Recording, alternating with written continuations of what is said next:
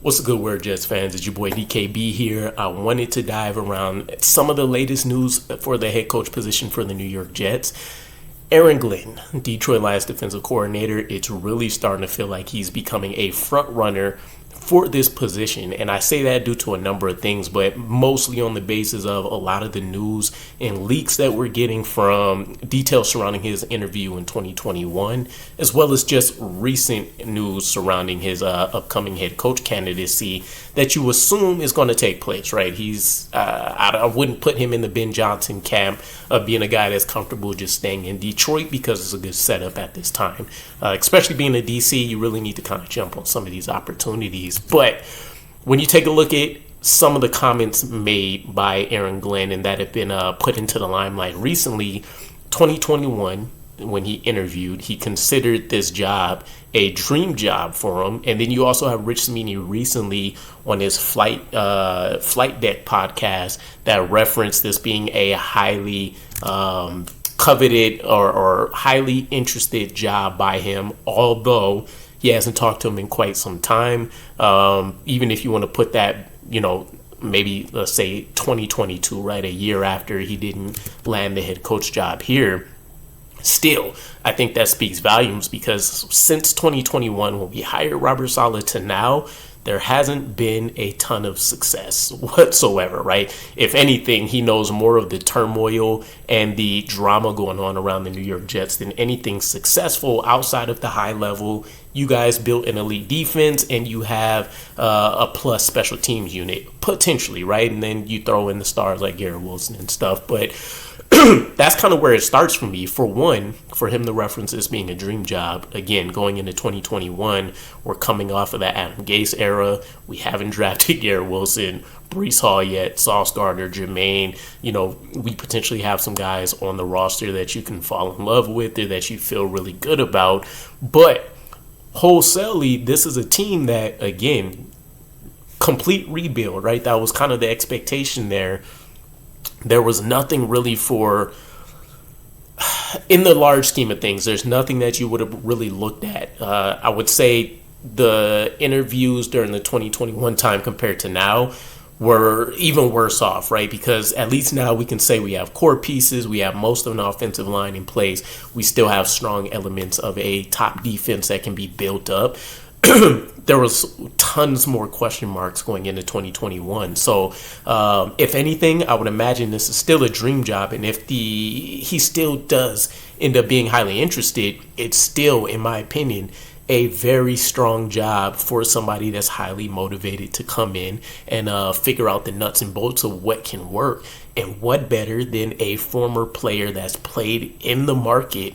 And I would argue that playing in New York / New Jersey as a player is arguably more pressure filled than being in the front office, than being a coaching staff member, because you're going to be put at the forefront of the media more often than you're going to see outside of maybe your head coach, who may or may not help hide you, right? Sometimes they completely blast some of their players, but especially being a former first round pick, from day one, you're expected to go out there and effectively be an all-pro. I think in most people's minds, right?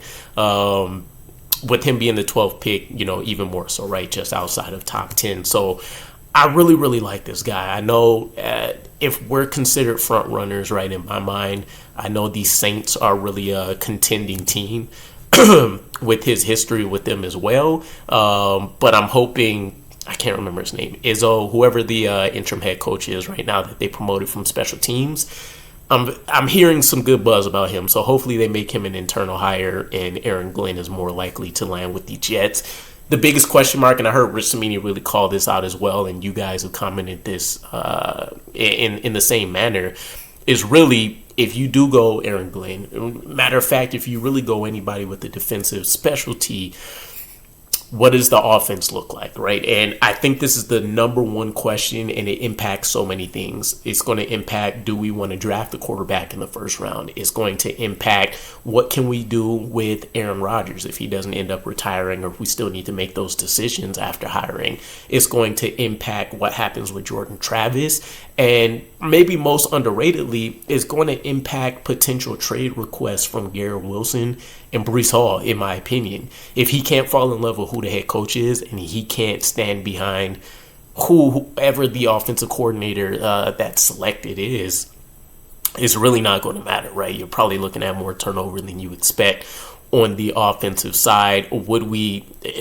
the Garrett Wilson trade is probably a discussion for another day, right? But ultimately, Aaron Glenn is a guy that I feel really comfortable with, not only being able to be a strong head coach, but also between his time in the NFL as well as continuing to keep tabs in college.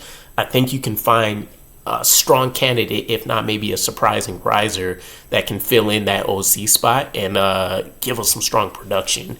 I say that because Robert Saleh and Mike LaFleur, I think, is still a tandem that could have showed strong results if they had the time. If Woody Johnson wasn't, meddling in business and personnel affairs, if it wasn't for Zach Wilson really not being a strong fit, and you can definitely make that a part of why LaFleur should have been fired.